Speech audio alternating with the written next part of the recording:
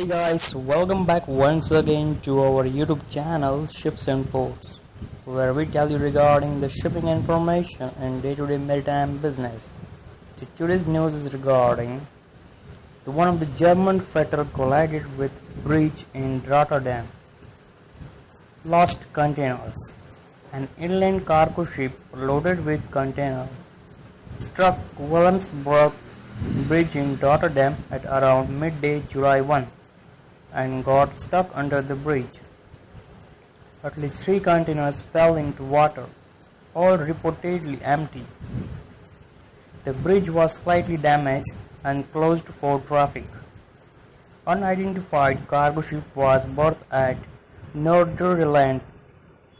According to ship tracks, the ship is in caution German inland cargo ship Renus Duisburg, built 2015.